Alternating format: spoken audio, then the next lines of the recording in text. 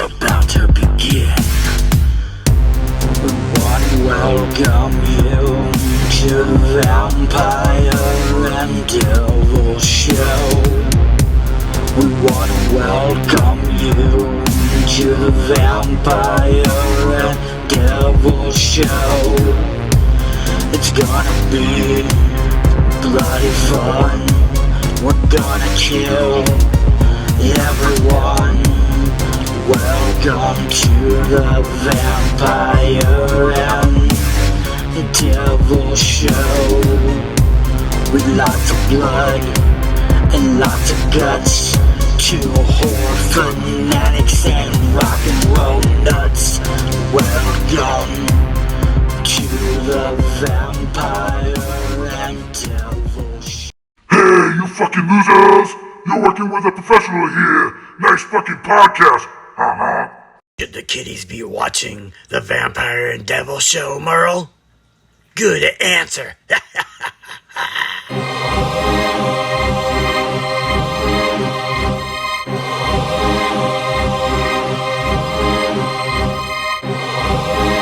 Alright, ghouls and goblins, spooks and creep, we're coming at you from Vampire's Castle today. We're coming from the Bat Cave.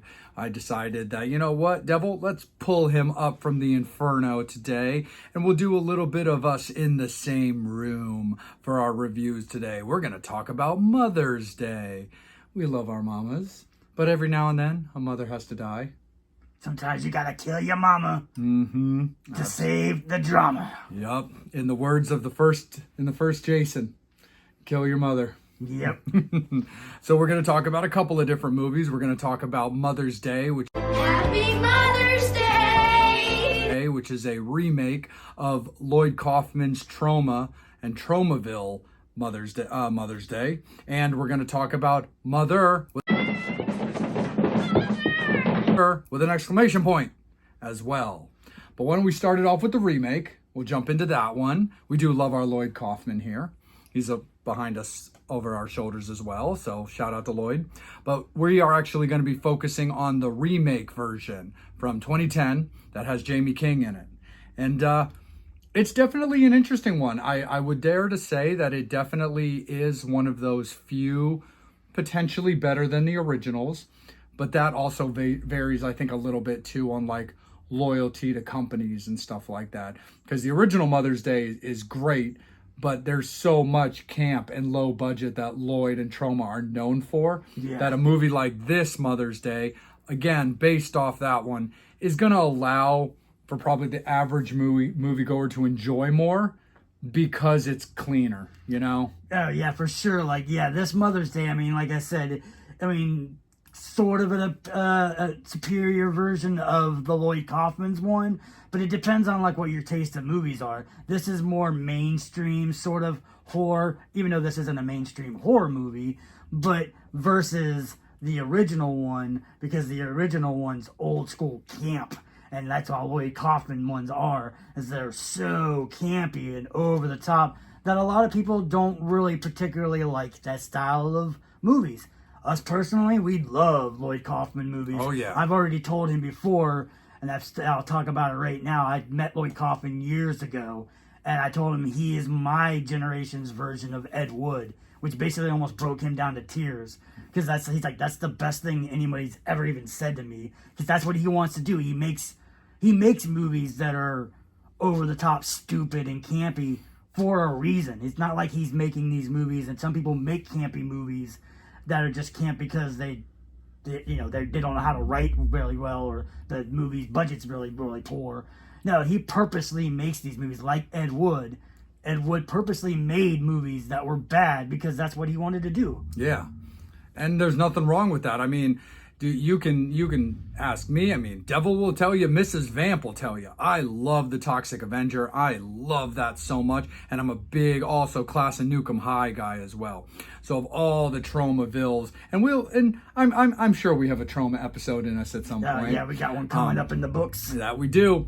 So like when it comes to like, there's so much great stuff when it comes to Troma, and we're not going to overflood this episode when we've got one planned out anyway. But those are the two that are my ride and dies first and foremost. It's always going to be Toxic Avenger. It's always going to be Class of Nukem High. And they were like 4 Toxic Avengers, not counting the new one that Lloyd did have a thumbprint on. But then you've also got like upwards now of, I think, about like 6 Class of Nukem Highs that actually our friend Nadia White has been in a couple of those as well.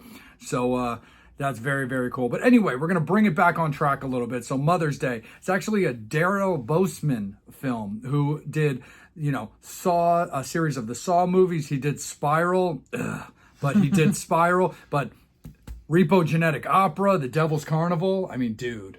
Yeah. Most of his movies are he's prominently known as a guy who likes to make movies that have a very musical scene to them. Considered technically musical horror by like with Repo and both the Devil Carnival movies. But like I said, he ventures off a little bit and does some of these horror movies, and like I said, he's got a lot of fans, and I love a lot of his movies. His movies are awesome. He uses a lot of the same. He's kind of like Rob Zombie a lot, where he uses a lot of the same actors that are in this movie that have been in some of his movies before. But yeah, like I said, I've always been a fan of his. I liked the 2 Saw movies that he did. Yeah, Spiral. We've already told our love about or dislove of that movie.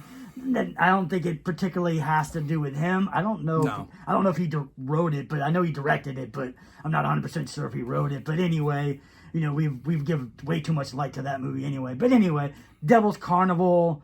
That's probably my favorite. Repo the Genetic Opera is probably hands down the best musical I've ever seen. Even just like out of the box was probably up in the top 5 best musical movies ever. Absolutely, for sure. I mean, just musicals in general. Yeah. But I mean, if we're keeping it kind of in the genre to a certain degree, if you're gonna shine the light on me right this second, it's gonna be Repo, Sweeney Todd, and Little Shop of Horrors. Yeah. Just as far as the ones that hit my brain instantly related. that are horror related. Yep. But there's amazing musicals in general that are out there as well too.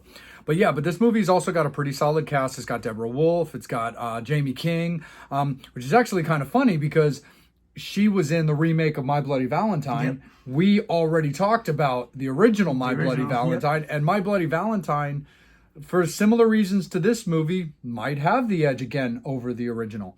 But you've also got Rebecca De Mornay from like Hand That Rocks the Cradle. So it's definitely got a cool cast of like consistent actors and actresses that might not be on the frontal lobe of stardom, but they're definitely not scrubs. Oh yeah. It's such a good cast because, like I said, you watch it. When this movie came out, maybe some of those actors weren't as big and known as some other than Rebecca De Mornay. Everybody, I've been a huge fan of her since back in the day. Even though she predominantly has always been more into the drama kind of movies, she has put her toe into the horror genre, definitely, for sure. Hand Rocks the Cradle is an insane movie, which kind of reminds me a little bit of this movie too. I think it's got a kind of like a little tale, a lot of similarities to Hand Rocks the Cradle to this because it's about a mother who is completely insane. It starts off in the very beginning of the movie. You get somebody killed, there's blood, and there's a baby kidnapping within the first 2 minutes of this movie already. So you already know you're into some crazy ass shit 2 minutes into this movie. Absolutely, Devil. I feel like we've had like previous conversations of the stuff that we've released in our first 4 episodes that is like a little bit of delay in some of the kills. Yeah. I mean, we've had some insta kills that we've talked about, but I feel like we've talked about a lot of movies that make you wait and they tease you. This one is just like, no, we're gonna kidnap this baby, and this person's done breathing, and the credits barely stopped. Yeah, it's crazy. Yeah, and then it kind of goes on a little bit later. You find out that these guys are living in this house. They're having a little bit of a party. There's like a couple couples all coming down, and they're all chilling and hanging out. Then all of a sudden, you hear like a bang, or the one woman was like she's like, because they're down in the basement, and they're like, I think I hear something. She goes upstairs, and all of a sudden, this cast of characters come in, and the one kid has got gut shot, kind of like reminds me a little bit of Reservoir Dogs, where he's just bleeding all over the place, and all of a sudden you're like, oh shit, you try to run, and they're like, they got some guns, and they're like, no, you're not going anywhere, like, what should you do? So you kind of think that it's maybe a home invasion. Kind of strangers-ish. Yeah, like the strangers kind of thing. Or maybe they just, kind of just picked this house, and then you find out that this house at one time was their house. Yeah. And the two boys that were in this movie, had been gone away for a while and didn't know that this was not a safe place anymore. Right. And that's the thing that's also kind of funny that leads into like some of the harsher scenes, but also a little bit of camp where, mom is pissed that her stuff has been like moved from the attic and she can't find her stuff. And it's kind of like, well, no shit. Yeah, it's not your house anymore. You kind of left it behind and didn't come back for whatever the reason was. Can't help you there. Can't say I'm surprised either. Yeah, you're lucky the stuff's still even in the house at all together. But then that's what kind of segues into what the plot of the story is that these two boys, not knowing that this house was no longer a safe house anymore, they were sending money to this house they thought were sending it to their mother, and then the mom was like, "Wait, I never got any money," and the boys were like, "Well, we sent money," so they automatically assume, "Well, shit, we sent it to these people. Mom wasn't living here anymore. These guys have something to do with it. Where's our money?" Yeah. So it's like, and again, this is just a family. These are just people that bought a house that was on the market. And yeah, like we said before, it's kind of that, well, yeah, you wouldn't be out of your house to begin with if you paid your mortgage. Yeah. But yeah, it's that whole kind of thing where like, people looking at like maybe like the DVD or VHS cover of movies like this kind of automatically think something along the lines of like, oh, a murderous mother is like the top killer of this movie. It's really not that. It's actually almost probably a little bit closer to Psycho, to be honest. Yeah. It's about the kids, trying to do right by their mom, where they're like, well, we want these belongings. We don't like that they've been touched. We've been looking out for our mom, but we didn't know she was no longer in this house. So money that in reality probably just kind of went up to in the abyss somewhere because it was never able to be picked up, literally is being thought that they were like, oh, these people have just been living off our dime, are benefiting off of our money. So we want it back. And again, that's not the case. But when it does get into like torture and kills, it's got some good ones. But at the same time, it's got a little bit of that, as we've talked about before, I guess you would technically call continuity errors and stuff like that, where you're kind of like, wait, but for real? Like nothing, there's an amazing, I love the fact that they're pouring boiling water into somebody's like ears. Like that does not happen in enough horror movies. That's an amazing torture, an amazing kill. But the person was way too easily able to like hold on to this like scalding hot water and stuff. Kind of reminded me a little bit of like Army of Darkness. But don't get me wrong, Ash is holding it by his he's holding it with his regular hand, and he's using his metal hand to hold the bottom of the pot. Yeah. But he's still able to hold with all this steam kind of coming up, and even though he does play off the burn when he grabs it initially, there's still more like you just wouldn't be able to hold that thing, dude. Yeah, that's what I was saying. So he's pouring this water and this boiling hot water that's supposed to do enough damage into someone's ear to make them, lose all their, their faculties and shit like that. Mm-hmm. Yet it's pouring. The guy's moving around, so obviously when you're pouring it, it's gonna go everywhere. And obviously it doesn't burn this dude's hand. Not once does he like go, "Ooh, shit!" Like stop fucking moving or something like that. You would automatically. So it's like okay, the water in his ear is hot enough to hurt him, but not hot enough to hurt the guy that it splashes onto.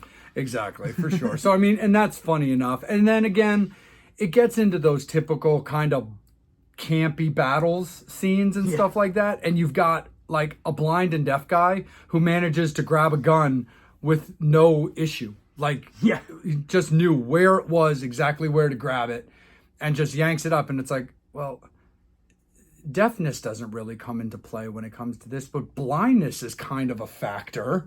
And he just knew exactly where to grab this thing, and he just scoops it all up. And even just the little things when when they're being bum rushed by the son with a knife in their hand, like, I mean, not when bum rushed, by the mom with a knife in their hand, not thinking to throw it, even for no damage, but maybe to kind of rattle them a little bit. Yeah. Which you and I talked a little bit off the air about that, where I'll give them that one. Sometimes I feel the idea of throwing a knife isn't quite in the frontal lobe of a person versus like holding it out or trying to slash with it. Yeah. So I'm absolutely going to laugh my ass off at the idea of a blind person finding a gun and without any issue and shooting it. But I'll give them, I don't think they need to be totally taken to the cleaners over the knife part, but it is a little like you didn't even think to maybe just try to, make them stutter step or something. Yeah, because I mean, throughout this whole entire movie, when they're trapped in this basement, they're trying to get out. And, the one girl tries to get out, and she gets out the window and scrapes her leg a little bit and cuts her leg. She's willing to hurt herself a little bit. So these people are willing to do stuff. But the crazy thing, my favorite part of this whole entire movie is, the kid that's shot in the gut, they know this kid's more than likely going to die. So the brothers are like, we need to do something for our little brother that's dying. Let's give him a girl so he can have sex so that he doesn't die a virgin. Right. And then they go and grab a girl and they're like, oh, no, she's not good for her. And they're like, we're going to grab this person. And they're like, okay, we'll figure it out. We'll make the two people fight. And whoever loses, their girl is the one that has to go up. I'm like the whole entire time, they're like beating the shit out of each other. Like literally hardcore fighting against each other. Because they obviously don't want to give their significant other to go get basically raped. Yeah. And they're like, the whole entire time, I'm like, it's so crazy. It's so over the top that you got to fight, and whoever loses, your girlfriend / wife or whatever is gonna go upstairs and basically have sex. And then she tries, the one who wins goes up, and she starts doing kind of a sexy dance, but then it doesn't work very well because she's whining and crying the whole entire time too, so the guy can't want you. I'm like, why? I mean, like I said, why would you even want to? I mean, I get the concept of like, my brother's dying, he's don't want him to die a virgin, but you gotten shot in the gut, which, I mean, I've never gotten shot in the gut, but I know in movies that it's considered one of the most painful ways to die, and it's very slow. That's the last thing that I'm worrying about is my dick getting hard while my freaking guts are basically coming out. Seriously. And like I said, even in that girl, like, she's smoking freaking hot. I love her. But I'm like, I'm sorry. I don't think pretty much 99.9% of guys' packages is going to work when you're gut shot. Yeah, seriously. Like, look, I've been scraped and poked by a couple of stakes here and there, but yeah, let's just say that getting one just completely shoved through my belly isn't exactly on my bingo card as something that I would look forward to.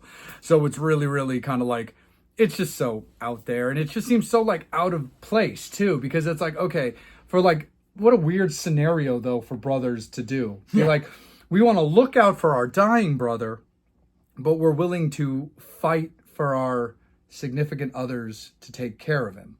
Yeah. Nah, bruh. That's not going to be a thing. Yeah. Could you imagine Mrs. Vamp and Mrs. Devil, like, having to deal with that? They would be like, no, we're going to kill you ourselves. Yeah. Like, no. I mean, why would you ever pitch that? Yeah. And it's kind of like how the couple does, you know what I mean? Like, the girl that they choose, he got beat up. Throughout the whole entire movie, you find out, like, she keeps getting pissed because he's not, protecting her. He's kind of like just more worried about his own safety versus the safety of his girlfriend or wife or whatever like that. And that's how it kind of goes with this movie too. It's like the main couple, you find out, she's going off. The one brother makes her go off because they're going to go to the ATM machines to get a bunch of money. Then you kind of find out that there was a little rendezvous between her husband and one of their friends. So it's like, it's crazy. And then eventually, she comes back. And like I said, Jamie King, I love her in this movie. She is like your typical, like, heroine, like, awesome, badass final girl, man. She doesn't take any shit, even though, she's got a gun to her head and half the time. But you know what I mean? She does kind of what they're doing. But she's kind of, like, doing it the way that she wants to do it. She does it in spite of them all the time, too. She's, like, kind of mocking them the whole entire time or trying to get people to help her and stuff like that. But yeah, I liked the fightingness of her. Like, she wasn't willing to go down. And like I said, and you got the fact that, you know, he's cheating on her. And then that, and then you go off and find out, like, because you're thinking while you're watching this movie that these people have nothing to do with this money. Then you're like, okay, maybe there is. Yeah. And then the whole entire time you're thinking it's more than likely the husband, because usually that's who's gonna do it. A husband's gonna get money and he's gonna hide it. You find out it wasn't the husband. It was the wife the whole entire time. Yeah. She was hiding this money because she's pregnant and doesn't want to be with this guy anymore because she knows that he's cheating on her with her best friend. Right, and that's what leads us, leading into the obituaries and the kill count, but that's what leads us to the end of this movie, which is basically the final destination twist. Yeah. Kind of reminded me a lot of that like you worded it, the ending is the beginning. Yeah. Where it's like, look, all that money that we thought was going into the abyss, because it had nowhere for it to go. It wasn't going anywhere. It wasn't being picked up by anybody. Wireless transfers weren't really a thing at the time. No, it was showing up right on schedule every time. And then the wife the whole time is basically like, okay, I have no idea where this is coming from, but this is a means to an end for me. Yeah. This gets me out of what I want, which is crazy because it's like, all right, well, that is the way it's going to be, I guess. But now look at what you've caused. Your actions caused this, whether you like it or not. And now family members and friends are dead and dying. Yeah. Because of your greed. Yeah. And then, like I said, you know, you find out that she's pregnant. Mm-hmm. You can see in this movie that she's probably not very far along. Right. Because she doesn't have any bumps. So then it goes into the end where all of a sudden she's just had the baby, and all of a sudden she has the baby, and you're like, oh, okay, maybe she got away from it. Then she's in the hospital bed, and you hear the beep, beep, beep, beep sound. You're like, okay, what's going on? Then you're like, oh shit. Like we were just saying, the ending of this movie was the beginning. Yeah. So in the very beginning, when you saw the security guy getting killed and the baby getting stolen, it was her baby that was getting stolen in the beginning. Mm-hmm. And it was basically like fuck you, mom's gonna win on this day. And that's what it is. It's like, you know, if you would have just gave him the money, you would have done that. Like I said, I mean, they all say that. I mean, I get the fighting. Yeah. Because like I said, you see in times in movies where you see it all the time. Someone would be like, give me the combination of the safe. No, I'm gonna shoot you if you don't. Okay, it's 1, 2, 3, 4, 5. Okay. Bang! Yeah. So like, yeah, I mean, so I get it, because most of the times, most people are not, I mean, even though they tell you you're going to be safe, I swear no one's going to kill you. You gotta play it where like, okay, maybe I'm going to get killed. So you have to go in survival mode. So I can understand to an extent, but then again, it's like, yeah. Like I said, at the end of the day, it bit her in the ass, and now she has no baby. Yep, because that's all it really comes down to. If you'd just given up the money, get these people out of your house, they wouldn't have flipped it on you later and been like, well, you know what, fine, we're still going to get ours.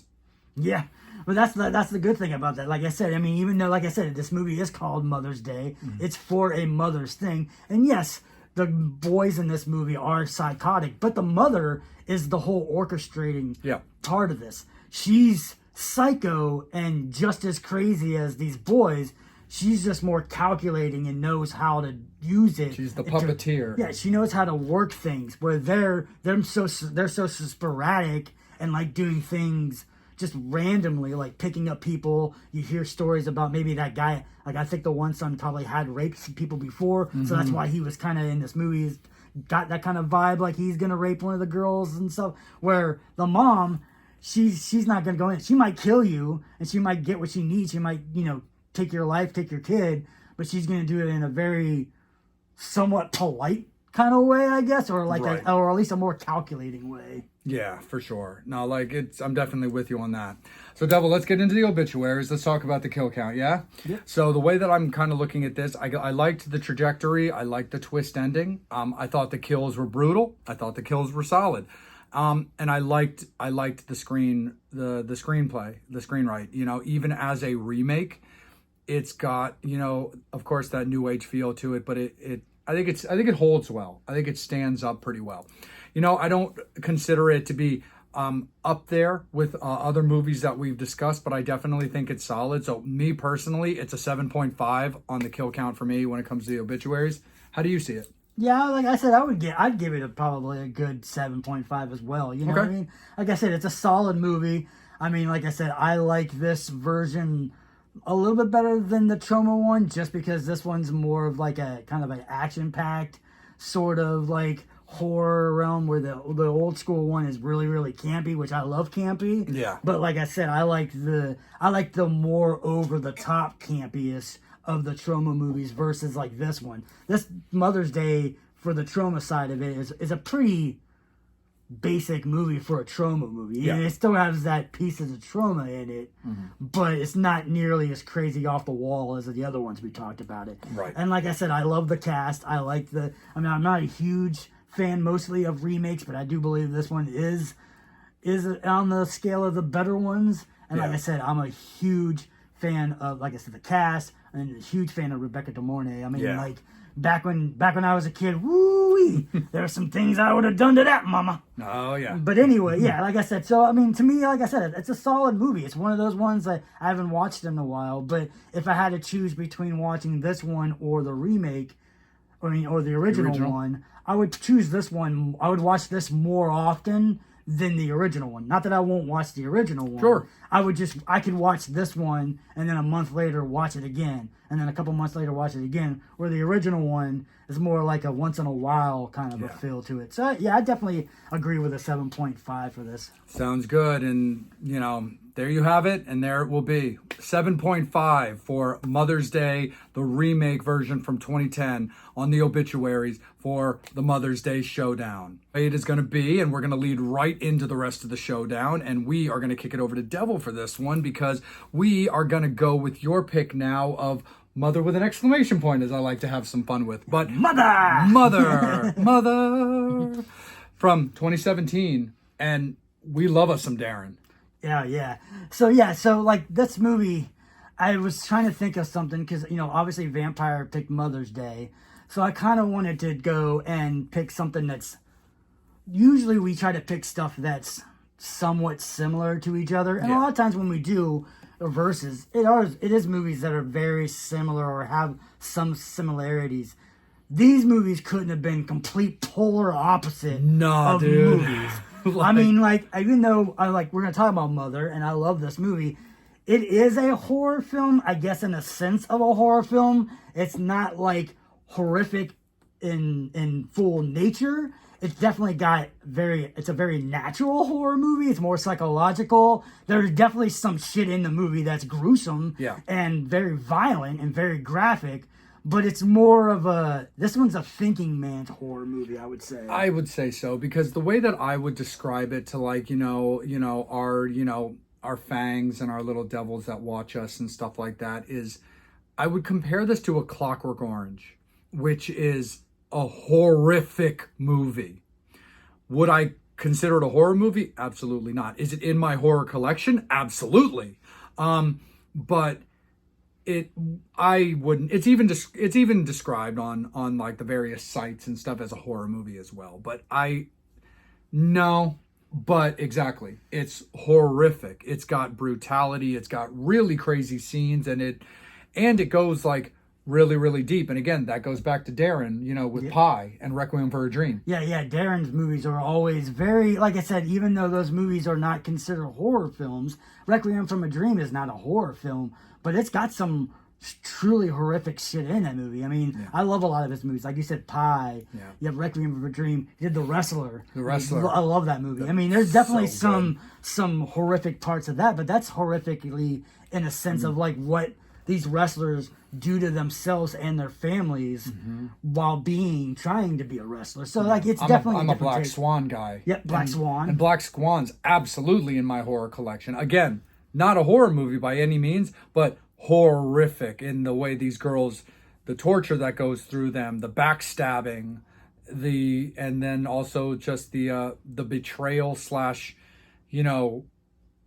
like freedom from the Black Swan's mother. But that's just that. But yeah, similar to this movie, similar to A Clockwork Orange, and just in general with Darren's style, horrific movies that the average person probably wouldn't put them into that horror category. They would definitely be that like drama, type of thing first and foremost. Yeah. But And I love this movie. And like I said, this is coming from the devil. This movie is very, very biblical. I mean, it's a very, very preachy movie without being preachy. I mean, all the characters are basically based off of what their characters are. Jennifer Lawrence's character is Mother. And you find out her husband, you assume, and eventually find out later on, because he says in the movie, she says, "Who are you?" And he says, "I am," which is typically a quote from God. Yep. So what it is this movie starts off with this house is basically kind of coming out of a burnt shell-ness of it. And all of a sudden a crystal forms. And then all of a sudden the he character creates a woman, and the woman comes up out of the bed, and all of a sudden you find out that's Jennifer Lawrence's character. And she gets up and she's like, trying to fix this house, and she is the mother. And like in Mother, in the sense of later on in this movie, she becomes a mother, but in this sense, in the very beginning of the movie, you kind of figure out that she is considered Mother Nature. yeah. She is a creation of what God or He created. And like I said, I love me some Jennifer Lawrence. Starts off, we talked about it, we're going to talk about it right now. Those beautiful Jennifer Lawrence nipples sticking right through that damn white thing. Just right there. And I'm like, oh man, like I said, it's cool. And then all of a sudden... Movie's paid for itself. Yep. And all of a sudden it's just them, and they're in this house, and you see, like, this house basically, to me, is a metaphor of, I would say, Earth, or, the world. Yeah. And all of a sudden it's just them two. Then all of a sudden the writer, he's a writer, which obviously you know that he's considered a poet in this, but he writes stuff. All of a sudden he hasn't had any ideas. All of a sudden comes up with an idea. 2 seconds later you hear a knock on the door. They're like, "We get no visitors ever out here in the middle of nowhere." All of a sudden a man comes. And this man's like, okay, blah, blah, blah, starts talking to he and them starts figuring out, oh, man loves all the writing that the poet has done. Yeah. He's a huge fan. And all of a sudden, like the mother, Jennifer Lawrence's character is like, what's going on? Like, now you're paying more attention to this guy than you are to me. It's got this kind of archangel kind of feel thing that as the movie plays on and you start figuring things out, kind of makes sense as well. It's not specifically the character, but just kind of has that archangel feel to it. Yeah. I mean, like, it's like I said, and then when you find out, he actually, later on in the movie, you find out that he's a little bit sick, and he starts coughing up blood, and all of a sudden, the mother comes in and says, "What's wrong with him?" and sees he has a huge bruise or a cut on the side of his ribs. And then all of a sudden, you hear the next morning, man has a wife. Yeah. Out of nowhere, which is another biblical reference that he took supposedly, man was created when they took the rib of a man and made it into a woman. Yep. So that's basically where she comes to. And it's like I said, throughout this whole entire movie, all these characters that keep getting reintroduced or introduced to you in this movie are all based off of characters within the Bible. Yeah. The two man and woman have two boys, even though the man is named man and the woman is named woman. They have kids, and they tell you that the kids' basically names are Cable and Abe. Yeah. They basically are. That's who they are. They're Cain and Abel, because eventually the one boy kills the other boy. And yeah, it's just in its craziness throughout this whole entire movie. You keep on realizing that God, or He, is in love with Mother, but Mother is not getting the attention, and everybody else is just destroying this house, destroying all the stuff that she created. She's taking all this time to fix the house and do all this other stuff, and he is more obsessed with these new characters that are coming in than he ever was with Mother. Yeah. No, for sure. And the thing that's kind of funny enough about this, and this will kind of, I think, also a little bit bridge towards the climax of the movie, is strangely enough, even with the title, it's very Antichrist in this movie, which we had talked about on our first episode, was the idea of a limited cast, pretty much no names, and kind of dealing with that inner turmoil with a child involved. So there were very a lot of similarities, and the title I find is just ironic that it would strike me in such a way like Antichrist does, with a movie just happening to be called Antichrist, with a biblical movie about Mother Nature and Mother. But that also starts leading towards the end of this movie, though, where, like Earth, all of a sudden the house is kind of rotting away. You're having breaks, you're having cracks, like things aren't working the way they're supposed to be working. And you start realizing that whether it's chemicals, or, you know, the ozone layer, or just whatever about real life world, is that, yeah, things are changing, things are breaking, and issues are happening. Yeah, like I said, it just gets more and more. All of a sudden, like we said, the two brothers, the one brother kills the other brother.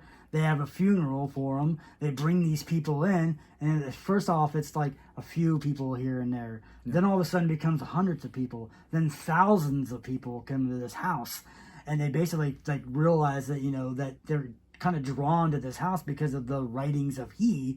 And that's like what you're saying. It brings in a lot of the chaosness of like kind of overpopulation maybe of the earth, how we keep using all of Earth or Mother Earth's resources. Yep. And that's basically what this is. And that's the cool thing about this movie. Like, even in the beginning, and like you said with Antichrist, the only difference with this movie is that they used a lot of big names for this movie. I mean, like you said, you got Jennifer Lawrence's mother. You got Javier from No Country for Old Men and stuff like that. He's done like that. You got Ed Harris in this movie. You got Michelle Pfeiffer in this movie. Yeah. It's like, the cast of this movie is like insanely like A-list Hollywood, you know, for being in a movie that is very, you know, against the grain of movies, for a lot of these actors and actresses to agree, especially big name actors and actresses, to agree to this movie of being so insane.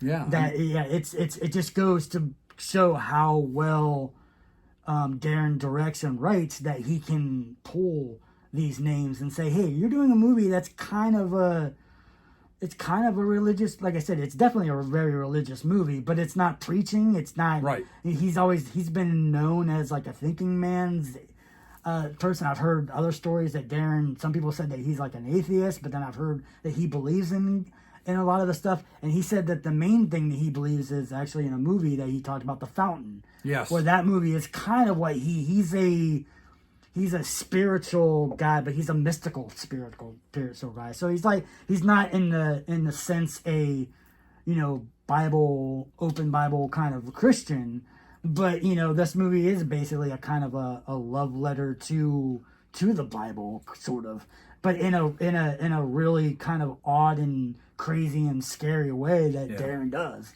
It definitely is. And so as we make our way to the obituaries again and our kill count for this movie, let's talk about the ending, because it's heavy, dude. Yeah. Because we just got done, of course, talking about Mother's Day, which starts off with a baby kidnapping. This movie straight up ends with a baby murder. Yeah. So eventually Jennifer Lawrence's character, you know, she's like, hey, you do not love me. You don't even want to fuck me. All of a sudden, they have some crazy ass hardcore sex. While they just finished, she was like, I'm pregnant. And he's like, what? He's like, yeah. No, I'm pregnant. I know I am. Okay. And eventually the movie goes on. You see that she is pregnant. She, you know, while she's having this pregnancy, the craziness of this movie keeps going more and more. The fans of stuff like that. All of a sudden, you just see like how like a lot of religious fanatics are going, oh my God, they're tearing out pieces of the house. It's just to say they had a piece of a house that he, you know, built. And so, you know, eventually, like I said, she tries to get away. She has the baby. He wants to show the baby off. Of course, you know, everything that he does, he wants to get praise for. That's basically what the concept of this is. He wants somebody to acknowledge what he's done. So the whole time she's like, no, I'm not letting these people see this baby. They don't need to see this baby. Like, this baby is mine. And she's like, what? And he's like, yeah, there's no way you're getting this baby from me. Eventually she gets tired, falls asleep a little bit. Split second, but in this world, a split second can be eons. Yeah. And all of a sudden, he lifts this baby up and shows everybody this baby, and all of a sudden it's getting passed around and it's going around and everybody's kind of worshiping and it's all good. Got a kind of a Lion King. Yeah, then thing it gets going. really, really chaotic, and the baby gets torn apart, and they rip it and they eat it, which is kind of like another biblical thing where it says, you know, eat the flesh of myself, you know, like when the you know when the communion and stuff like that, you know, the wine and this is my body, kind of reminded like that, because this boy obviously is going to be what would be technically be Jesus. Mm-hmm. That's what they were doing. They were basically eating this baby. Like it's pretty gnarly. You know, this baby's torn to shit. Yeah. Well, then and she's just like, what the hell? And that's when she starts getting mad. And when mother gets mad, that's when the house starts reacting a lot more. A lot more, yeah. She just goes crazy, and she's like, I don't give a shit. Burns down the damn house. And the house is going crazy, and she's like, I'm gonna take you with me, because she doesn't know exactly what's going on. She just thinks that, you know, in her mind, she's a regular person, and he's a regular person. All of a sudden, the house catches on fire, and everything starts burning, and she starts burning, but he's sitting in his fire like, doop, like nothing's bothering him. Right. And all of a sudden, you know, she dies. She's dying, and what he does is he jams right into her stomach, pulls out her stomach, and all of a sudden, in this burnt crispness of her, is the crystal that you saw in the beginning of the movie. Yep. He puts it down. All of a sudden, the house starts to try to fix itself just a little bit, and then it starts off again like the beginning, like Mother's Day, where the beginning, the end is the beginning. Yeah. It's sort of the same way with this one. All of a sudden, you see the house going like that. You see the life coming back. You see a woman in a bed. You assume is Jennifer Lawrence's character, again, his mother, and she gets up, says the same thing that Mother said in the beginning of the movie, but it's not Jennifer Lawrence. No. It's basically a new creation that he created. You were denied those nipples the second time around. Yeah. So basically, it kind of almost says, like, how many times has he done this? Because obviously, in the beginning of the movie, they talk about a fire that messed up that house. So how many times has he created this earth or this world and this mother and all that? And how many times has it been destroyed? Because, like every other previous time, he is enamored by what other people think of him. Yeah, almost kind of like, okay, how often has this happened until he feels he's gotten it right? Yeah. You know, kind of has a little bit of like that Happy Death Day Yeah. kind of feel to it, you know, where it's like you have the ability to do it all over again, but in the big picture, as you learn at the end of like that movie, just without giving away details, is like, but do you want to keep redoing it, or are there consequences of running it back all the time? But it was definitely it's heavy, man. It's crazy. It is very, very daring. And it's definitely a gnarly one, man, for sure. And I know, like I said before, we were talking about that. That's why before we start getting into the obituaries, I just want to pose a question to you, because again, this is another movie that Vamp has never seen before. So what do you think? What did you think about this movie as your first time seeing this movie? I loved the ability of going there, because I like the idea of tackling subjects that are taboo, only in the idea of the general populace's brains for having those conversations. Religion is not taboo. Like, it never has been. I find actually religion to be very fascinating personally. I like the imagery. I like the ideas of it. I am not a religious person by any means, never have been. Don't see myself in that world as far as belonging to something there, but imagery wise, concepts, ideas, love it. I like Darren's vision of it, with being like, okay, I can go to a lot of different places because this is my vision. This is how I want it to be perceived. People are going to like it. They're going to hate it. It just is what it is. But I definitely thought it was very cool. And I'll go into a little bit more details. It has a slow burn for me. It can be a tough watch. It really can be. And I'm not even talking about the imagery. I mean, don't get me wrong. When it gets into the gnarly shit, that can be a tough watch. But I do mean in general of the movie, it can be a tough watch, which I'll break down in a little bit. But I love the idea. The cast, amazing. And I loved what you were saying earlier, Devil, about like when you have people like Ed Harris, you have somebody like Michelle Pfeiffer. They're big blockbuster movie stars. You think of, just off the top of my own brain, Ed Harris, The Rock, Michelle Pfeiffer, Batman Returns. These are big blockbuster movies. Yes, one of them is a traditional action movie. One of them is a comic booky type movie. This is a deep-rooted biblical, no pun intended, but treading of the waters design. But it also speaks to a director, screenwriter's respect that they have earned and their feelings about the pitch. Because a movie like this might not get a Jennifer Lawrence or a Ed Harris or a Michelle Pfeiffer or a Willem Dafoe, which I'm only throwing in there because we talked about Antichrist. But it speaks to Darren's vision, his pitch, and his direction. And I don't even just mean as a director, but literally direction, and just being like, hey, look at it this way. You know, maybe think about something this way. I think you're a little too literal here. Cut it a little bit back, take it a little deeper, kind of a thing. But I think it was a really cool pick by you, dude. I really do. And I'm glad you turned me on to it, because it's out there, and I definitely like it. I definitely like out there. Yeah. I mean, it's definitely, like I said, it's one of those thinking man's horror movie. Yeah. Like I said, I mean, you can take things. I mean, obviously, there's no doubt of the biblical side of it, but you can also take other things. You can see stuff and watch it and think, okay, maybe I see this, and be like, oh, really? I thought maybe this character was that, or that with that. I mean, it's not. That's why the characters' names are he, she, mother, man, woman. And you have the sycophant, and you have the sinner, and like everybody's character, especially if you're watching this in subtitle. Every time you see somebody talk, it shows you like what their name is or the character is. But they're like I said, they're not.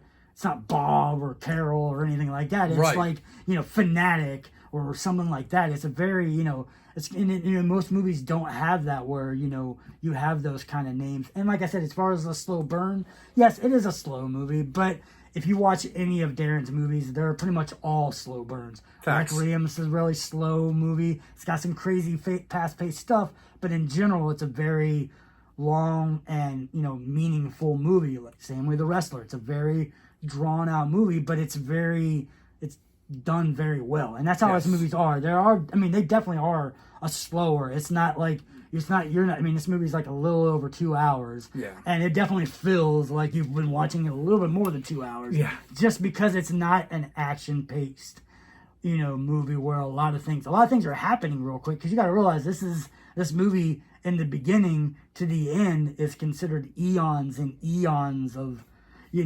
evolution. Mm-hmm. Within this movie being really quick. So everything's fast-paced, but in a very slow-mannered way. Yeah, it's a 2-hour movie, but it's thousands of years of real time kind of a thing. But no, absolutely, man. I think it's definitely cool versus other movies that we've watched where they're long and they feel long and they feel long. Yeah. But this is not one of those cases. But it definitely But that is the one thing about Darren.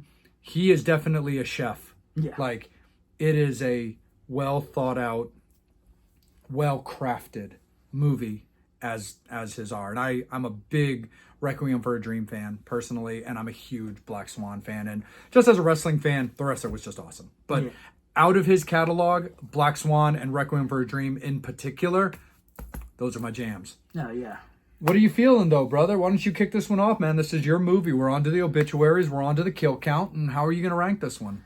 I mean, as far as the movie was, like you said, it's a movie that you can't particularly watch a lot of times. I mean, you can watch it periodically throughout the years and stuff like that. But it's not a movie that if you watch it today, a week later, you're going to go and put it back in again. It's definitely, just not even like the mentally part of it. Just the movie itself is like, kind of heavy to watch that often. Yeah. But I got to give it high just because there's no movie that's like this. I mean, there's nothing. Even religious movies aren't even as religious as this movie is. I mean, I put this movie as a better religious movie than Passion of the Christ. Sure. And that's a movie about Christ. Yeah. That's technically, put as a biblical movie. Yeah. You know, you mean you got the Ten Commandments. That's a movie that is a biblical movie, where this movie is, you know, quote unquote, a biblical movie, but it's not really, you know, it's not portrayed as a, you know, as a biblical movie just straight up to begin with. Yeah. You realize it's, you know, when you're watching it you later kind of on, figure it out. you figure it out. But that's what I said. There's no movies that are like this. And like I said, it's just one of those things. Like the kudos for being able to do a movie like that and do it in Hollywood and get Hollywood's approval for it. Because yeah, it is like I said, it does delve into the Christian belief, which, you know, predominantly a lot of actors and actresses in Hollywood are Christian, but it doesn't really portray them in the best of light. He who is God, you realize how arrogant he is, Yeah. and how he destroys Mother throughout this whole entire movie. So it's like, you know, I gotta give him kudos for that. And like I said, with the cast, being able to get the cast and the writing, and I mean, I give this like a 9 just because of how there's nothing out there. Like I said, in general, I wouldn't give this a 9 if it didn't have some of these extra specs for part of the movie wise. Because like I said, it's not a movie that I can pop in all the time and watch. Yeah. You know what I mean? So it's not in my wheelhouse of like, oh, this is my favorite movie. I'm only giving it a high rating only because of the uniqueness and the originality and the balls to do it in Hollywood, to do this kind of a movie where, you know, like I said, with like Antichrist, we give that such high remarks, even though that wasn't really technically a, you know, Hollywood huge movie. You know what I mean? It still was a movie that pushed the grains and kind of pushed that, you know, that line. I mean, we talked about how the Criterion Collection picked up Antichrist, wanting it on its roster, which is that's a crazy achievement. Yeah. So that's what I was saying. So like I said, movie wise, I would probably give it like a 7, maybe a 7.5. But just because of the like I said, the uniqueness of it, the fact that like you can't think of another movie at all that's even remotely close to it. Yeah. So that's why I give it a 9. Cool, man. I'm definitely with you on that. Yeah. If I can't go that high as a final number. It's just not, I'm not quite cut from that cloth, and it didn't quite pull me that way.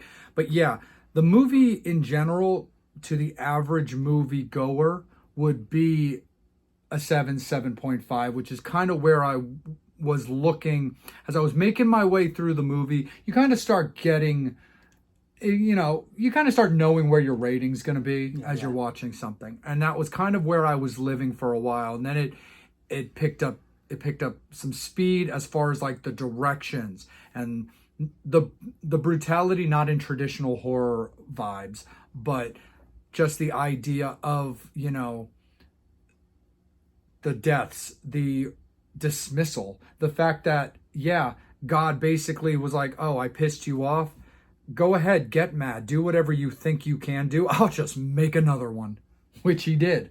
And like we discussed, how many had he made before that, before potentially settling on what we now know as Earth. So who knows? But yeah, so in general, because again, to the general movie populace, I think that slow burn is a little damaging to just the average movie goer. You know, I think there would just be a lot of people who either turn it off, don't get to some of those awesome scenes, and possibly even leave the theater. And that's a shitty thing to say, and it's not meant to be disrespectful. I'm only looking at the overall general populace. Again, Devil and I do run we run a horror show. So taking some of that into consideration, I have to include the average horror fan when I say stuff like that. So that's the way that I look at it when it comes to that. So do I, with everything in general, do I think it's a 7.5? Yes, I do. But the fact that it doesn't have an equal, doesn't have anything that pairs like that, nothing's really been done that direction, does give it a boost for me, and is a boost that I'm going to give it. So I do personally give it an 8 on the obituary for myself on the kill count.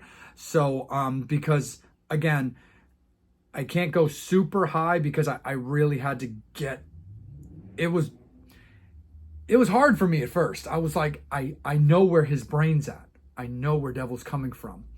But I had to ride that roller coaster because the buildup was that slow, a little excruciating. But again, being a Darren fan like you are, I knew it was coming. It's just a matter of getting there. So I can't go as high as a 9, despite the fact that it definitely is so super unique. But I do feel that on my end, an 8 is fair, considering I had to be coaxed into giving it that extra chance. So what do you think? An 8.5 is a final score between the two of us? Yeah, I think that's a good one. Let's make that a thing. There it is. We've established it. We are going to give Mother, Darren's 2017 movie, an 8.5. That gives victory. Fatality to Mother's Day. Victory to the devil in our Mother's Day showdown. Mother over Mother's Day. Word to your mother. Horns up. Fangs out. What's up here? It's the devil here with another quick movie review. Just got done watching the 2022 movie, The Hatching from the Fins. Ooh, those Europeans sure love a good horror movie. It was pretty crazy and kooky about a little girl finding a little egg that becomes a big egg and hatches and mayhem goes. You should check it out. Hey, what's up there, killer kitties?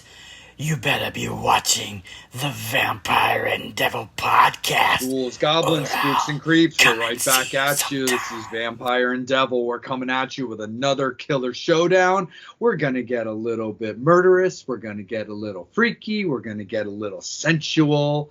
We're going to have a little bit of a date night with you guys this evening as we discuss the prom night. So we picked a couple of movies for this particular showdown that both of us are partial to have a little bit of fun with, the loved ones against Jennifer's Body.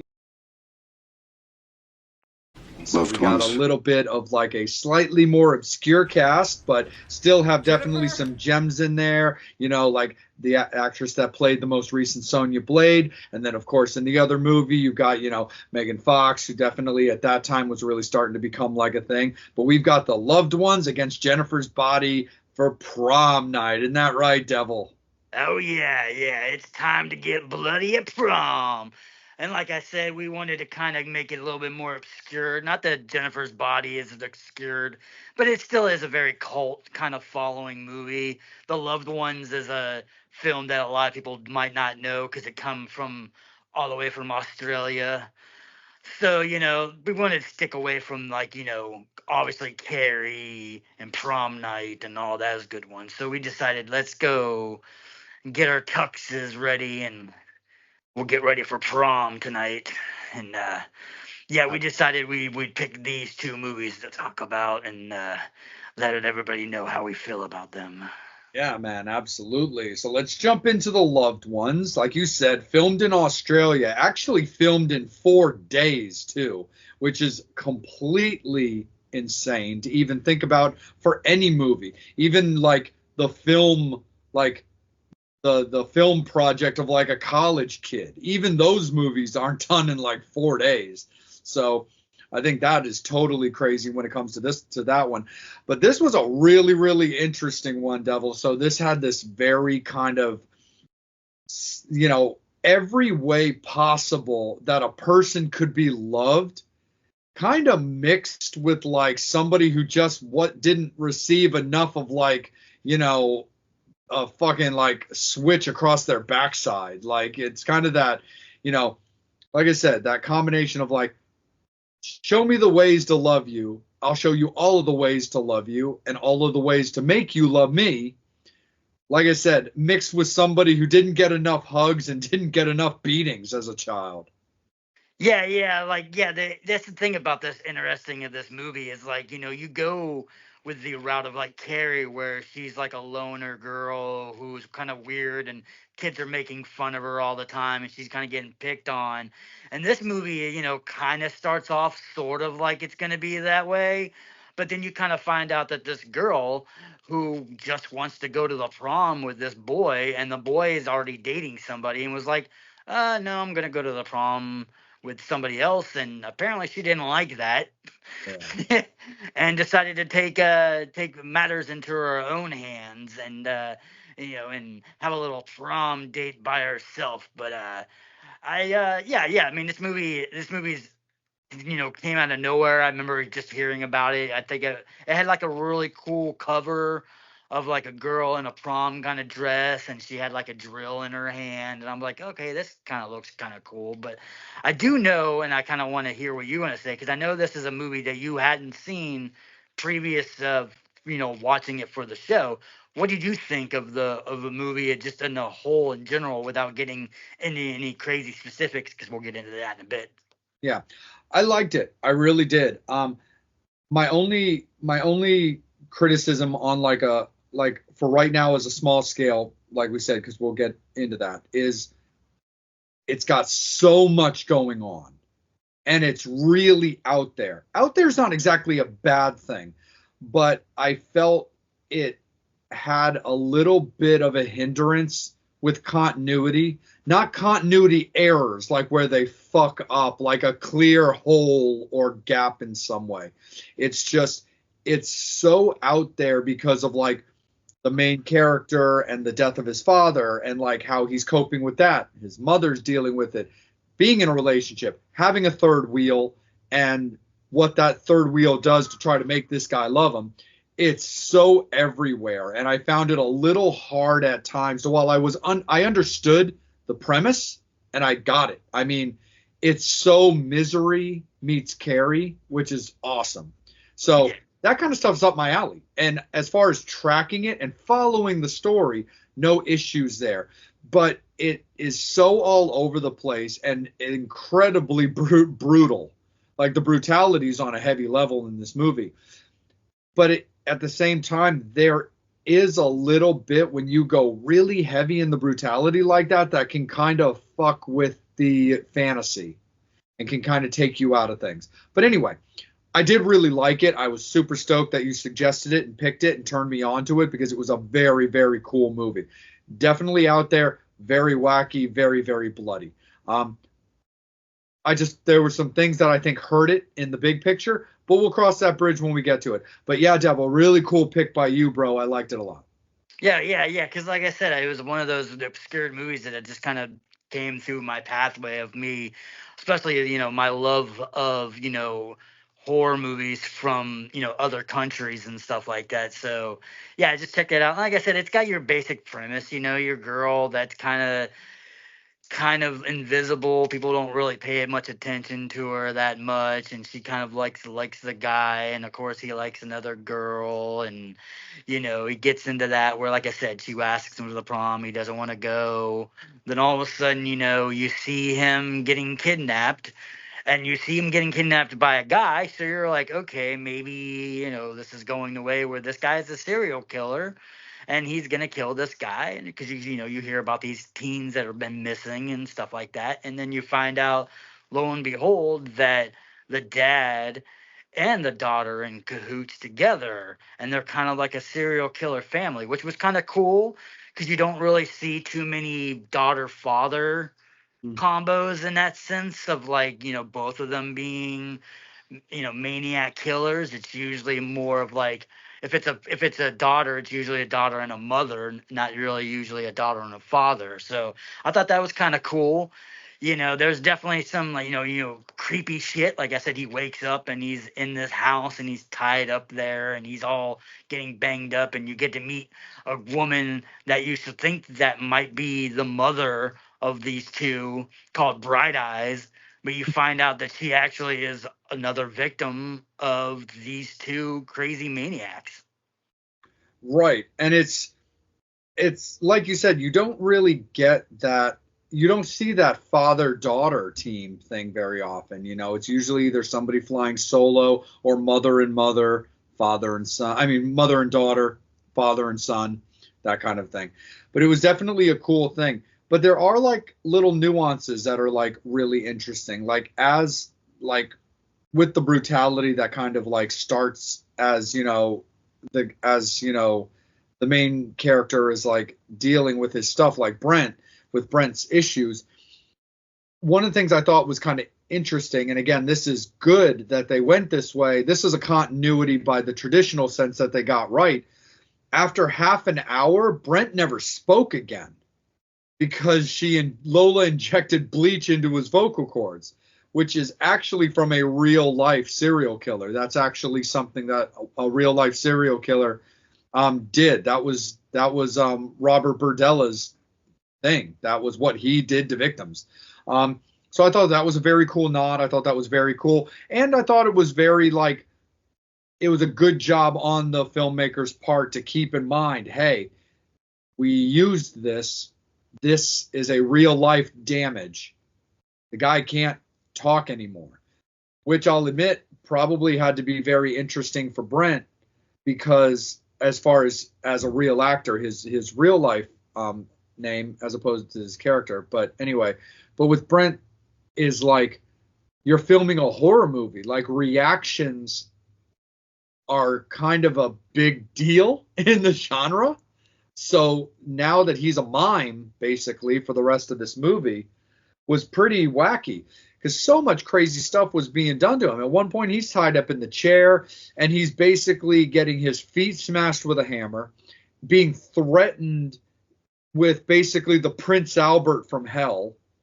You know, if he doesn't, get off to Lola, they're going to put a nail through it. And that alone for peeps like us is horrific to say the very least. But I did think that was very, very cool the way they did something like that, used something like, bleach to the vocal cords as such a heavy and hardcore torture of somebody, but then keeping in mind that, well, now for an hour's worth of movie, Brent can't say anything. We got to make sure that we remember that for later scenes of filming. Yeah. I mean, that's the cool thing about this movie. I mean, there are parts that are, obviously not very realistic. Like we said, the fact that he's got the main character kid gets those knives through his feet and somehow can still manage to try to survive this night, and all the torture that he's getting done to him still, hasn't bled to death or passed out from loss of blood. But I mean, the movie is very rooted in a very more realistic thing. Very, very typical, very like studied towards serial killers and things that serial killers have done to victims and things that they can do, like the drilling in the head. I mean, you can drill into someone's skull as long as you don't go too deep and can decapitate them, and keep them from freaking doing whatever you want to do. That was the only part of the movie, too, another part of the movie we'll talk about, where it didn't make any sense to me. So he drills the hole. They try to drill the hole in the kid's head, and they try to keep him from being able to, do stuff, kind of make him into a dumb-minded zombie. And they're going to pour hot water into his head. And it's like Very wait, Dahmer. yeah, very, very Dahmer. But yet, then again, you're gonna burn yourself too in the process because that water is really, really hot. But yeah, I mean, like I said, yeah, and it had that, had that feel to it. It had that feel of like old school movies because at one point where they're threatening to throw him in this little basement they have, and this basement that comes into play later on is very much like the victims of, past victims that are kind of just turned into these descent kind of creatures that are just eating whatever scraps or whatever they get. They'll eat whatever they can, and usually it's like I said in the movie in the very beginning when you first find out about them, they're throwing pieces of roadkill to them. Right. And it's basically this room of lobotomized victims. Very kind of Texas Chainsaw meets Devil's Rejects, in my opinion, but more, and I use this term loosely, but more alive, Yeah. because obviously Texas Chainsaw was much more dead, and Devil's Rejects is kind of that combination of some were dead and some were kind of fucked to death, like in Otis's case and stuff like that. So, but very, very interesting. Yeah, these kind of like zombie descent, just creatures of the night kind of crazy things that are just barely coherent, but still have to survive and know that and then still know enough to know that they're hungry and stuff like that. But yeah, it was also kind of like you were saying, there were little nuances to the tortures that were like, while they were very, very fun, wouldn't exactly call it realistic at the same time either. You know, like even at the end of this, towards the end, where Brent hits Lola with a car, he hits Lola at a speed that in reality should have turned her to just red mist. Yeah. But yet she is still crawling with this knife in her hand to get that kill and to get her man until let's just say until Brent put it in reverse. Yeah. But it's just little stuff like that. Yeah, the knives to the feet, like, and you're still really able to work a car and all Yeah. that kind of stuff. So it's definitely the director who also directed The Devil's Candy, which is a movie that I love. And you watched it as well recently. And he's a great director. Sean's an amazing, amazing director. He definitely, while he's the director, he didn't write the screenplay, but he still had a point to prove. Like when you're directing, you're still in control and have a vision of more blood, more blood, less blood, more brutality. How many teeth can we pull out before it really doesn't become believable anymore? Like that kind of stuff. He still has a thumbprint on that. He still has some say in how he wants part of his vision as the director to come across. But it's definitely out there, man. It's definitely a crazy one. And we haven't really touched yet on the dad. So let's circle back around a little bit to because the dad is like, yeah, he's kind of part of the team, but he's kind of like the Igor of it. He's kind of like the second banana. He's Robin to Lola's Batman. But he's still very creepified. Like he's very just kind of like that guy who's like staring at people in Walmart and you kind of want to let the security know he's there. Yeah. I mean, there's parts of the movie where, like, he's showing her, he's kind of the OG serial killer, and he's showing her like the way to do this and the way to do that, and it's very like, it is very loving, caring father kind of figure in a sick, twisted version of it. Yeah. But he's also, he's teaching his daughter this kind of stuff. But then there are parts where she is kind of getting very sexual towards him, towards Brent and the main kid, and the father is kind of getting somewhat turned on or maybe turned off because he wants the daughter for himself. So there are parts of the movie where it's like, I mean, maybe these two aren't really father and daughter. They're just two crazy people who found each other that, he kind of wants to be with her, but then maybe they really are. And it's like, it crosses that line sometimes, like throughout the movie, even though it doesn't, where it kind of like, maybe there's a little bit of ancestral love between the father and the daughter. But Right. like, obviously they don't go into that and they don't show any of that kind of stuff. But it definitely, there's parts of it where it made me feel kind of cringy. And then the guy was just creepy, man. The actor was a perfect actor, though. Just his body type, the way his mannerisms, and the way he was acting in this movie, he was very, very, very creepy. And I heard rumors that they did want to get the guy's name is drawing blank in my head, but the dude from Wolf Creek, they wanted to get him as to play the father, but he kind of didn't want to go into being typecasted as strictly just a horror guy. So I mean, which it would have been kind of cool because that concept of him would have been very Wolf Creeky. But yeah, the dad was definitely an odd one. For sure. And before we get to the kill count, before we start getting into the obituaries, let's bring it a little bit back to the prom as well. And I'm going to kick it over to you for this one. Like, again, there were so many little nods, especially to things like Carrie, the pink dress, and all that kind of stuff. But how did you feel and see the way the prom broke down in this movie? Yeah, because it was kind of like I said, it wasn't your typical prom where there was a prom going around. There was the kids going to the dance, and you had the the kid that was best friends with it, bringing the girl to a prom that she didn't seem like she really even cared being with him and just kind of wanted to get messed up. And he was just kind of like, oh, whatever, this is hot, gauny, gothy chick that kind of likes me.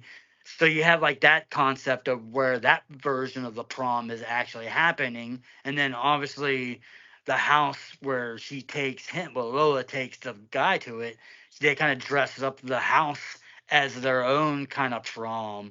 And, you know, they take pictures together. They have the prom queen and prom king, which surprisingly Lola gets prom queen. I mean, I don't know how she got the votes for that, but apparently she did. But you know, it definitely had that kind of like prom at home kind of feel to it. For sure, man. Absolutely. So as we bring it into the obituaries and we discuss the kill count when it comes to this, again, like we always do, brother, your pick, your movie, you start. How do you break down the loved ones? Like how do you rank it? Yeah, I mean, like I said, I kind of rate this. It's kind of like a high note and a low note for me. Like I said, it's I like it because it is a movie that's not your typical movie that most people have seen, and I like that. I like the fact that there's a lot of things in this movie that you haven't seen in movies. It wasn't trying to copy a typical horror movie and a typical prom horror movie, where it kind of was very original in the sense of like things that you hadn't seen, like the daughter and father combo, and there were definitely some torture things that you hadn't seen forever. I mean, the prom aspect of it definitely, even though this is labeled as a prom horror, it kind of came second fiddle Yeah. to this movie.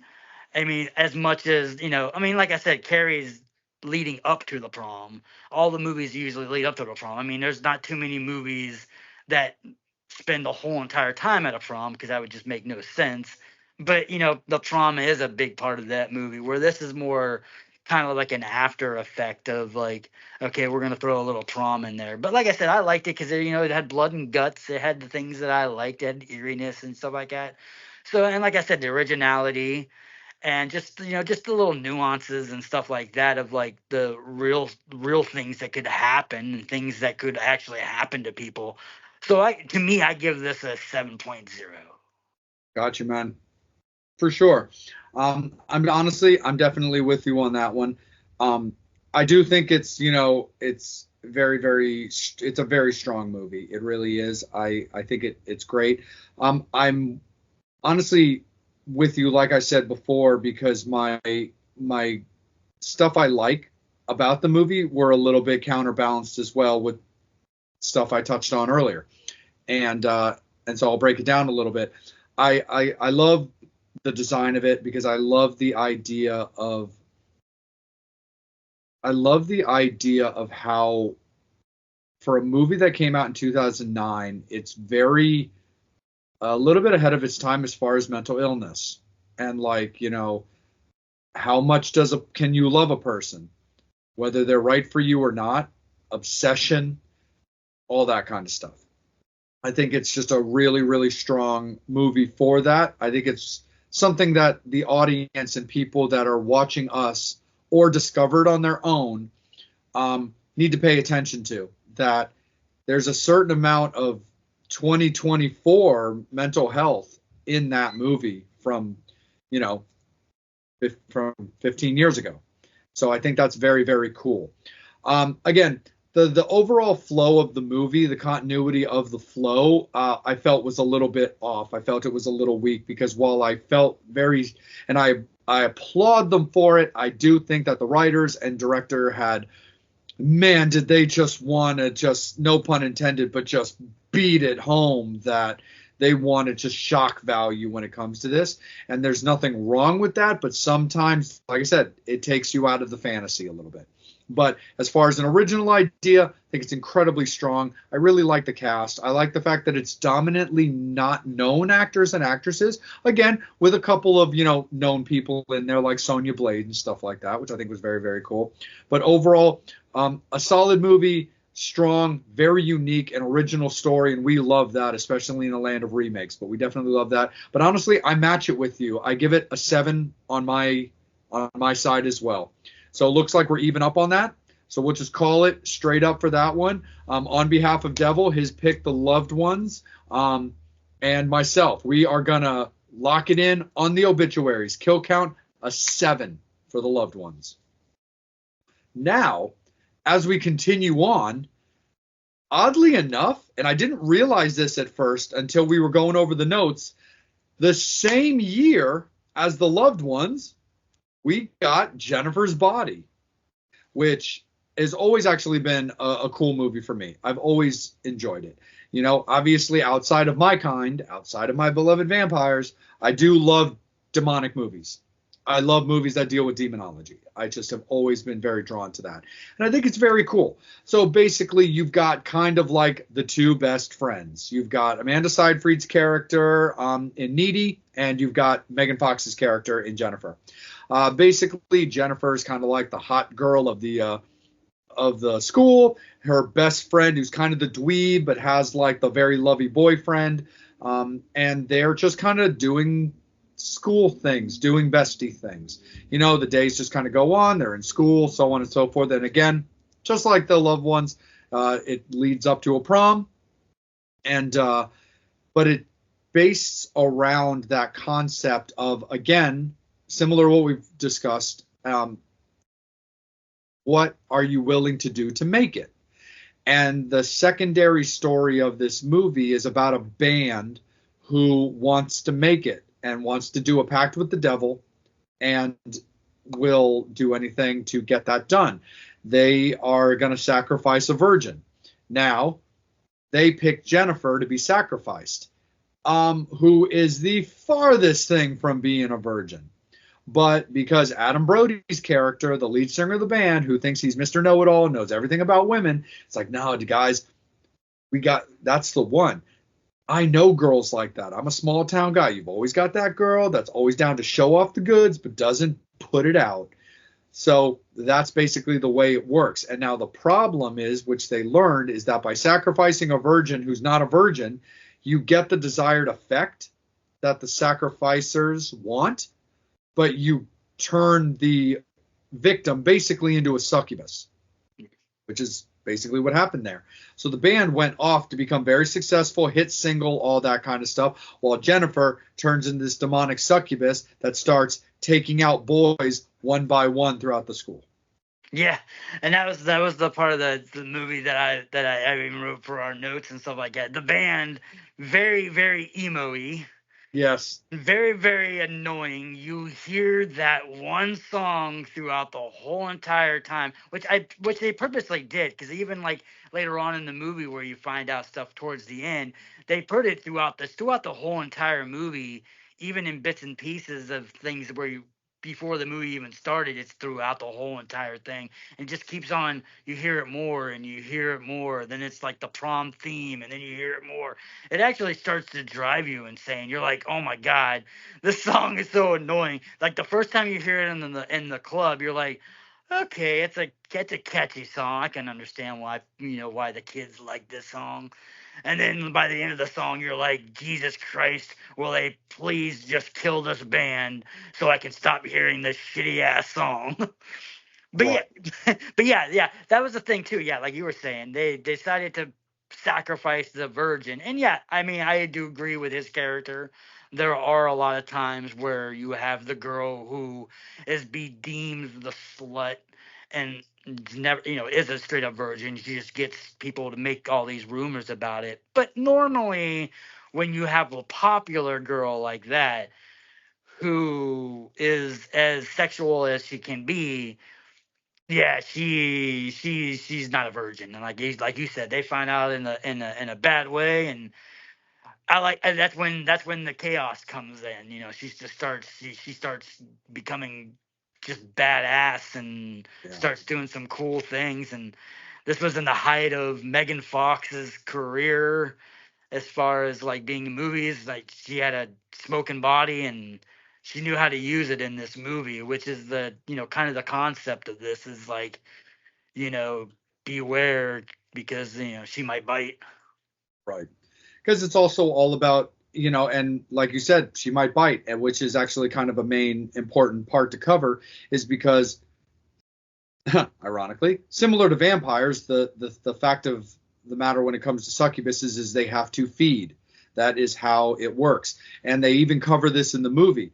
And I give the director actually a lot of credit, because I always felt that she took the time to really do some research on it, which I was very impressed by. Because Karen Kusama directs the movie, who also did direct a vampire movie that I do like called The Invitation more recently as well.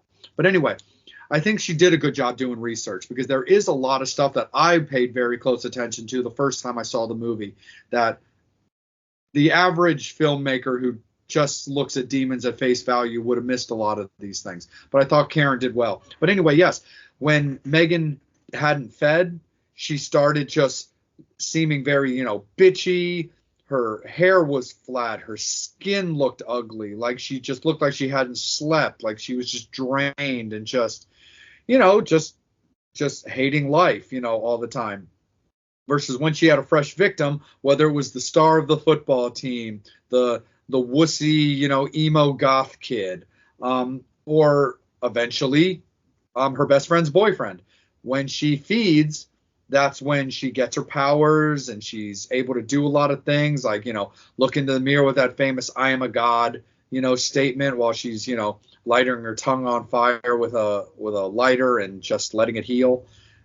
That's the whole purpose of that, is being able to feed, get your powers, build up your strength to do demon things. And that's one of the things that was always kind of funny is, so the band sacrifices her, they get their desired result, and then they basically go away, while Needy, Amanda Seyfried's character, is shitting on them the whole time, because she can also see through the bullshit, because the band is becoming millionaires, and there's this thing where it's like, hey, this song has become like the unofficial theme of our tragedy, and the fact of the matter is, it's like, well, yeah, we donate like 2% of the proceeds for every digital download or something. And Amanda Seyfried's like, that's just crass. Like, that's just fucked up. Like, really? Like 2% of a song that's probably making you millions right now? And all that kind of stuff. And the one thing that's also very crazy about it is what happens to kind of kickstart the bad things is you and I are very intertwined in the rock world. And the big tragedy first in the movie is their local bar / shitty concert venue, but it's literally a small town, burns to the ground from this concert the same night that Jennifer sacrificed, and it's very station fire. Now, Devil and I don't want to offend, and so we are going to throw a disclaimer in here. We feel for and are always incredibly supportive of that tragedy, as well as any other real life tragedies that are tied in any way to this. So similar to what they put in movies, any similarities, fact or fiction, is completely coincidental. Devil is familiar with the band Great White and has ties in with that camp. I'm very tied in with that camp, and I'm very close with one of the members from that tragedy. So we do want to be respectful that anybody watching us is that we are not making light of anything. That was a really horrific thing. It just happens to be a little bit apropos to this particular scene as far as similarities to it. So we simply want to put that out there to let everybody know that we are not making light, making fun, or anything like that. We do actually have friends who are survivors of the station fire, real life friends of ours. So we always want to make sure that we tiptoe around a little bit and are always very respectful. So it was very Great White, very station fire when it came to that, because that's what kind of built this whole thing around the band becoming stars, and they're donating pennies to help the victims of this tragedy and stuff, which was just rock star bullshit, They always say, don't forget where you came from. Well, these guys completely forgot where they came from. And then that's what builds up into Jennifer's demonness really going out, and then the eventual noticing from Needy of like, this is when she's at her strongest. This is when she's at her weakest. But the fact of the matter is, we have to get her to stop because she's out of control. Yeah. It's when she starts getting into her frenziness and like feeding and stuff like that. Yeah, it gets pretty gruesome and very, very bloody. I love the fact that she does play off her sexuality in this movie, whether it be the gothy kid like you said. There is a couple scenes where it gets pretty sexual between her and Needy, because there's definitely that feel. You feel like it's more Needy is the one who loves Jennifer a little bit more on the relationship side than Jennifer does, but there is definitely a scene where you have the two of those characters going at each other, in a pretty intense moment. And even the actors have even said that that was probably one of their favorite parts of making the movie was those two making out, because it was very natural and it had that feel to it. And it's like I said, in this movie, in the context of this movie, that's kind of like what it is, where like you said, the succubus, very kind of Dracula-ish, where she kind of just, even without her being the succubus, Jennifer's character was able to manipulate men and stuff like that, and women, to do whatever she wanted to do. But with this extra power and this extra ability, she took that and heightened it even more. And basically, like you said, she ends up getting to Needy's boyfriend, and even Needy's boyfriend kind of switches off to a side where it's like, oh yeah, and then she gets him to kind of loosen up for a couple seconds and gets her grasp into him for a minute. Eventually, he figures out, no, I really love Needy, but she still has that ability to use her sexuality in a sense that it's not overtly being over sexual as to in a movie to just have sex in it. It's built into the character, and the whole reasoning behind it was because the fact that she was murdered for a band's pleasure. So therefore, I'm just gonna kill because, for one, a necessity, because I need blood, and two, it's like I'm gonna give these guys a taste of their medicine and see what it's like to become the victim, where women are typically a victim. It's that role reversal, where she's the one that's haunting and the men are the have to watch out. Yep, absolutely. Now, as we make our way to the obituaries and we put a kill count on this as well, I'm just going to start off, as we just kind of discussed, basically real quick, the climax of this movie, starting with the prom, as it leads to the prom. And again, that's also where Jennifer offs Needy's boyfriend. And that actually leads to, after the killing, basically in the high school pool, it is that Needy tracks Jennifer down to her house, where she goes back and attacks her. Needy's actually bitten by Jennifer, but is able to kill her by stabbing her in the heart. And the crazy thing about that is she kills the demon, murders Jennifer, and in walks Jennifer's mother, who literally sees Jennifer's best friend has murdered her, because her mother doesn't know anything about this. She doesn't know that Jennifer had become this demon.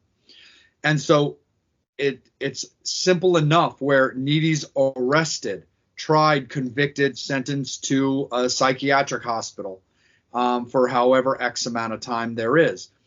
And it's a little bit of that tongue-in-cheek humor where she's stuck in her cell and they're piping in like a instrumental version of that band's song. Yeah. And I did like the way that the movie overall does end, which is Needy, who kind of has been narrating the movie casually, starts giving you some facts where, well, one of the unknown things is if you're bitten by a demon, if you're bitten by a succubus and you survive, you inherit some of their powers. So Needy has kind of become this almost slight superhero without being a full-on demon. She's got some powers to her now. She breaks out of the mental institution, basically hitchhikes to the band she hates who caused all this concert, gets backstage in their to their hotel room, and she murders the whole band, which I thought was such an amazing end to the movie. Because you and I also talk regularly about sequels and stuff like that. The Loved One really doesn't leave any ability to have a sequel. Technically, Jennifer's Body doesn't either, but it does have that little bit of, well, Needy's done her thing, but the last thing you see is kind of the surveillance footage showing her in her hoodie going to the room to commit the act. So there is a little bit of that, but I think we can safely say there'll be no likeliness of a sequel, because not only is your main person not there, and I love Amanda Seyfried, but I just don't see where they could go realistically to make it make sense or even be worth the money that they would shell out to make it. But anyway, I always thought that that was just a cool ending where she ultimately does get her revenge, where picks up by this driver, and she's like, yeah, take me here. It's like, yeah, that's this band I want to see. It's going to be their final show ever. Yeah, And yeah. right. Which was like the best part. It was like, like you're like, God, and that band needed to die like about an hour and a half ago. So Exactly. yeah. This movie, like I said, the similarities between this movie and the Loved Ones is that where, like you were talking about the Prom, where the Prom in both these movies, even though we picked these as prom movies and are considered prom horror films, the Prom is very, very the third or fourth or fifth character in this. Yeah. It's very looked over as much. I mean, the one thing I do like about this movie, and I wish they did play the song in the movie, which I was happy. I wish they would have done that song instead of the emo guys song. But I do love that they did put Courtney Love's Hole Yes. for Jennifer's Body, which is a song that was on their album, which obviously this movie was reference to the title of that song. Yep. And they did play it, towards the end, I do believe. Mm-hmm. No, so which was definitely cool. And I love when they do stuff like that, whether it's a reference to a song that already exists because it leads to this, or even if you get the opportunity to make a movie or even a sequel to a movie that a song has then since been made about. I love when they're able to find a way to slide that kind of stuff in there for sure. So let's bring it over to the obituaries. Let's talk about the kill count of this one. So we're going to talk about Jennifer's Body.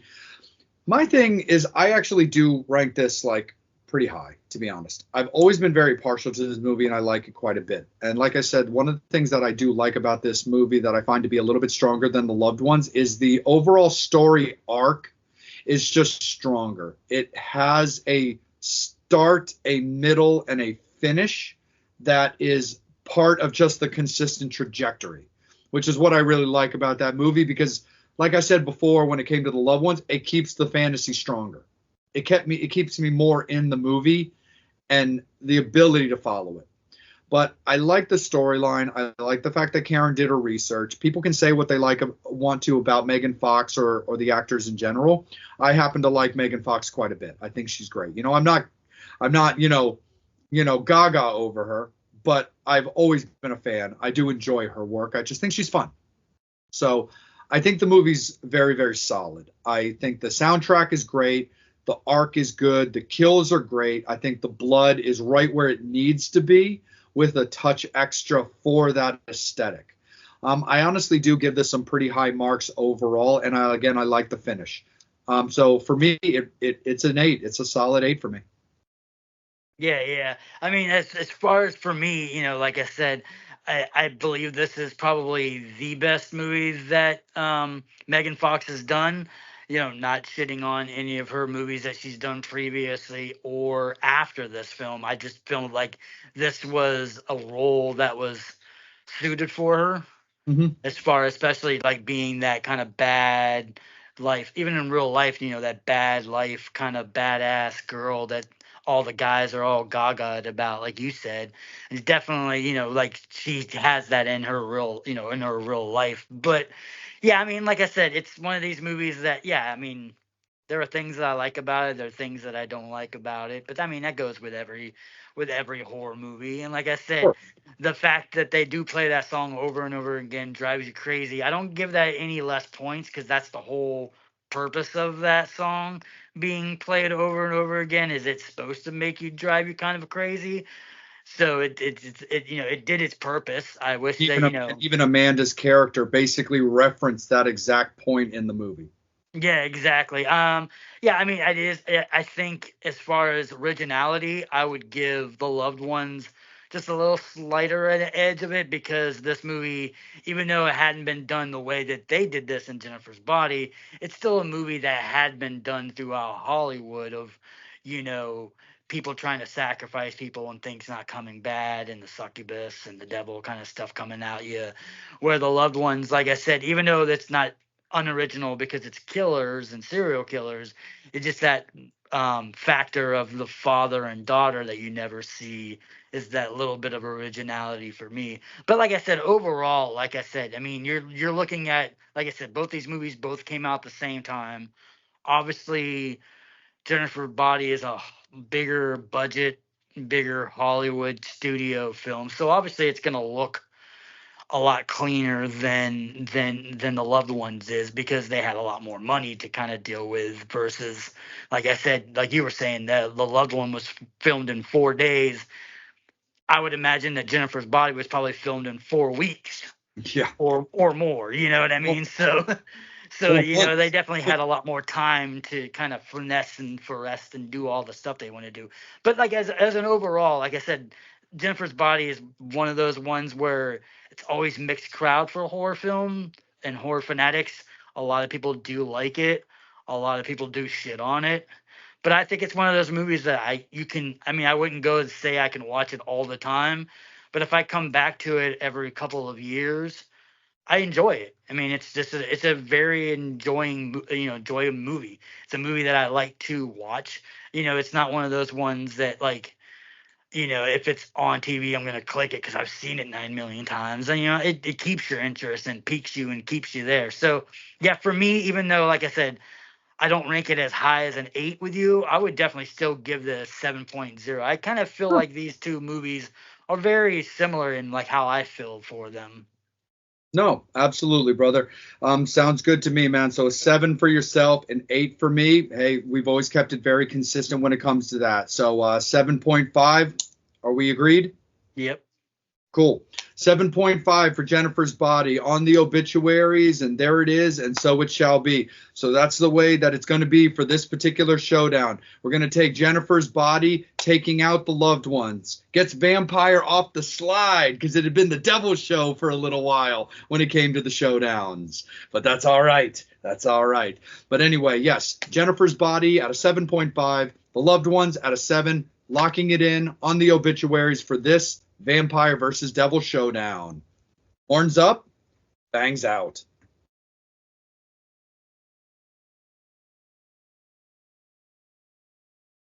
What's up? It's the devil here, and we're gonna do a different kind of movie review. This time we're gonna start talking about 80s horror comedies, and we're gonna start it off with Chud 2, Bud the Chud. I love Bud the Chud.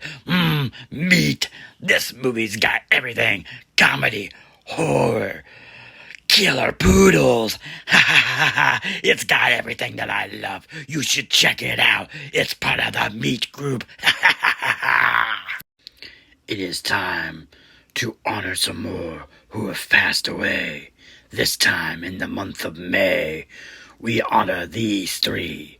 Fred Ward from the Trimmer movies. Jason Miller, Father Karras from The Exorcist. And of course, we have to honor Margot Kidder, who is also not Lois Lane, but in Amityville Horror, which we've discussed. And also, she was in Black Christmas. We honor these three, lost but never forgotten.